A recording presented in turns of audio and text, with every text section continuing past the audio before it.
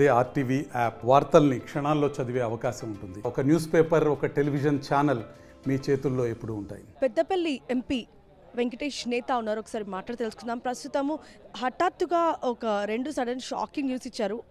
ఇటు బీఆర్ఎస్ పార్టీకి రాజీనామా చేశారు, కాంగ్రెస్లో చేరారు. మరి ఇంతకు ఎందుకు ఇలా చేశారు ఏంటి? అమ్మ, ఈరోజు వెంకటేష్ నేత అనేటటువంటి వ్యక్తి ఒక మాజీ గ్రూప్ 1 అధికారిగా 18 సంవత్సరాల సర్వీస్ ఉండగానే నేను పుట్టినటువంటి ప్రాంతానికి, బడుగు బలహీన వర్గాల వాళ్ళకు, దళితులకు అంబేద్కర్ కలలు కన్నటువంటి pay back to the society అనేటటువంటి సిద్ధాంతాన్ని నమ్మి నేను రాజకీయాల్లోకి రావడం జరిగింది. కాబట్టి ఈ 5 సంవత్సరాల కాలంలో బీఆర్ఎస్ పార్టీ తెలంగాణ రాష్ట్రానికి రావాల్సినటువంటి నిధులపై, తెలంగాణ రాష్ట్రానికి ఉన్న పెండింగ్లో ఉన్నటువంటి అంశాలపై ఇక్కడ పార్లమెంట్లో గలమెత్తినటువంటి ఎంపీలలో నేను ముందు వరుసలో ఉన్నాను. ఆ పార్టీ సిద్ధాంతాలు, అదేవిధంగా ఇటీవల జరుగుతున్నటువంటి బీజేపీ బీఆర్ఎస్ అంతర్గతంగా పార్లమెంట్ ఎన్నికల్లో ఒక ఒప్పందానికి వచ్చి పార్లమెంట్ ఎన్నికల్లో అంతర్గతంగా పోటీ చేయాలి అనేటటువంటి అంశాలన్నీ కూడా నన్ను బాధించాయి. ఈరోజు వెంకటేష్ నేత అనేటటువంటి వ్యక్తి ఎంపీ పదవుల కోసమో, ఎమ్మెల్యే పదవుల కోసమో, అధికారంలో కోసమో రాజకీయాలకు రాలేదు.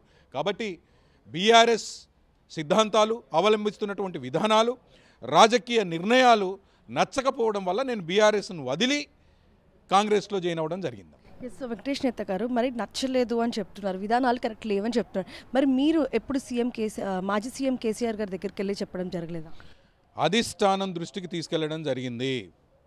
ఇక్కడ జరుగుతున్నటువంటి అంశాల దృష్ట్యా పెద్దపల్లి పార్లమెంట్లో జరుగుతున్నటువంటి అంశాలను, అక్కడ ఉన్నటువంటి సమస్యలను, తీసుకోవాల్సినటువంటి నిర్ణయాలను గురించి 100% మా వర్కింగ్ ప్రెసిడెంట్ కేటీఆర్ గారు దృష్టికి తీసుకెళ్లడం జరిగింది. ఇతర సీనియర్ నాయకుల దృష్టికి తీసుకెళ్లడం కూడా జరిగింది. కానీ ఆ సిద్ధాంతాల్లో కానీ, అక్కడ జరుగుతున్నటువంటి అంశాల్లో కానీ, పరిణామాలలో కానీ ఎలాంటి తేడా లేదు.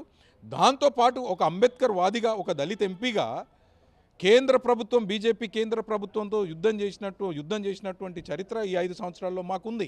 కాబట్టి ఏ బీజేపీ ప్రభుత్వంతో అయితే మనం యుద్ధం చేసినామో, ఏ బీజేపీలో సామాజిక న్యాయం కురబడిందో ఆ బీజేపీతో చేతులు కలపడం అనేటటువంటిది నిజంగా నన్ను చాలా బాధించింది. అంటే ఇప్పుడు కాంగ్రెస్ అధికారంలోకి వచ్చిందని వచ్చిర్రు మీరు కాంగ్రెస్లకి అని కూడా టాక్ నడుస్తుంది, అది ఎంతవరకు కరెక్ట్ అంటారు? అమ్మ, ఇది అవాస్తవం. నేను బేషరతుగా కాంగ్రెస్ పార్టీలో జాయిన్ అవ్వడం జరిగింది.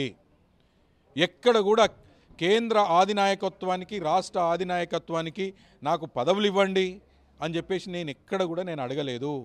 కాంగ్రెస్ పార్టీలో బేషరతుగా నేను జాయిన్ అవ్వడం జరిగింది. కేవలం నేను కలలుగంటున్నటువంటి సామాజిక న్యాయం కాంగ్రెస్ పార్టీలో దొరుకుతుంది కాబట్టి, నాకు జన్మనిచ్చినటువంటి పార్టీ కాంగ్రెస్ పార్టీ కాబట్టి నేను కాంగ్రెస్లో జాయిన్ అవ్వడం జరిగింది తప్ప, ఈరోజు రాహుల్ గాంధీ గారిని చూడండి, ఒకవైపు అహర్నిశలు కష్టపడుతూ జోడో యాత్ర ముక్కలు అవుతున్నటువంటి భారతదేశాన్ని ఒకే తాటిపై తీసుకురావాలి, ఈ దేశాన్ని ఉమ్మడిగా ఉంచాలి, విభిన్న సంస్కృతులు, విభిన్న మతాలు, విభిన్న కులాలు ఉన్నటువంటి భిన్నత్వంలో ఏకత్వం ఉన్నటువంటి ఈ భారతదేశం ఒక దేశంగా, ప్రపంచం గర్వించదగ్గేటటువంటి దేశంగా ఉండాలనేటటువంటి సంకల్పంతో 4000 కిలోమీటర్ల పాదయాత్ర చేసినటువంటి ఘనత రాహుల్ గాంధీ గారిది. అదేవిధంగా ఈరోజు సామాజిక న్యాయంలో భాగంగా దళితులు బాగుండాలి, గిరిజనులు బాగుండాలి, వాళ్ళకి సంక్షేమం రావాలి, ఆదివాసీలు బాగుండాలి, మైనారిటీలు బాగుండాలి అనేటటువంటి లక్ష్యంతో ఈరోజు మణిపూర్ టు గుజరాత్ వరకు రాహుల్ గాంధీ గారు చేస్తున్నటువంటి సామాజిక న్యాయ యాత్ర కూడా నన్ను ప్రేరేపించింది. కాబట్టి నేను కాంగ్రెస్ పార్టీలో జాయిన్ అవ్వడం జరిగింది. సో ఇప్పుడు ఎంపీగా మళ్ళీ మీరు గెలిస్తే పెద్దపల్లికి ఏం చేద్దాం అనుకుంటున్నారు? ఇప్పటివరకు ఏం జరగలేదు. ఈ 5 సంవత్సరాలలో మీరు చాలా చేశాను కానీ కొన్ని జరగలేదు అని చెప్పారు పెద్దపల్లికి. సో మరి ఇప్పుడు పెద్దపల్లికి ఏం చేద్దాం అనుకుంటున్నారు? అమ్మ, అది అధిష్టానం నిర్ణయించాలి. నేను బేషరతుగా కాంగ్రెస్ పార్టీలోకి రావడం జరిగింది. సామాజిక న్యాయాన్ని దృష్టిలో పెట్టుకొని నేను కాంగ్రెస్ పార్టీలో రావడం జరిగింది. రేపు కాంగ్రెస్ పార్టీ అధినాయకత్వం, కేంద్ర అధినాయకత్వం, ఢిల్లీలో ఉన్నటువంటి అధినాయకత్వం, రాష్ట్రంలో ఉన్నటువంటి నాయకత్వం నాకు ఏ బాధ్యతలు ఇస్తే ఆ బాధ్యతలను తూచా తప్పకుండా 100% న్యాయం చేయాలని చెప్పేసి నేను కోరుకుంటున్నానప్ప, న్యాయం చేస్తాను అనేటటువంటి ఆత్మవిశ్వాసం నాకుంది. కాబట్టి రేపు రానున్నటువంటి కాలంలో పార్టీ ఏ బాధ్యతలు ఇస్తుందో తెలుసుకున్న తర్వాత దాని మీద మాట్లాడదాం. సో మీరు రాజీనామా లేఖలో మేజర్గా ఏం మెన్షన్ చేసి ఇచ్చారు? నాకు ఇది నచ్చలేదు, సో ప్రస్తుతం బీఆర్ఎస్ పార్టీలో ఇది కరెక్ట్ కాదు అనేసి మీరు ఏది మెన్షన్ చేసి చెప్పారు?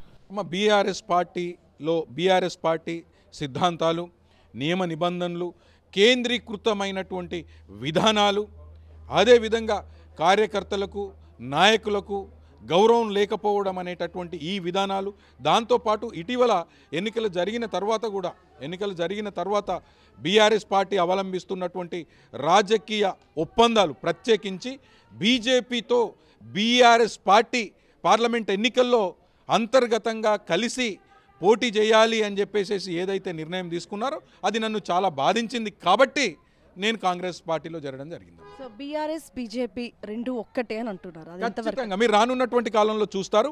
ఎక్కడైతే బీఆర్ఎస్ పార్టీ గెలిచేటటువంటి అవకాశం ఉందో అక్కడ బీజేపీ పార్టీ బీఆర్ఎస్ పార్టీకి మద్దతు ప్రకటిస్తుంది. అదేవిధంగా ఎక్కడైతే బీజేపీ గెలిచేటటువంటి అవకాశం ఉందో అక్కడ బీఆర్ఎస్ పార్టీ బీజేపీకి మద్దతు ప్రకటిస్తుంది.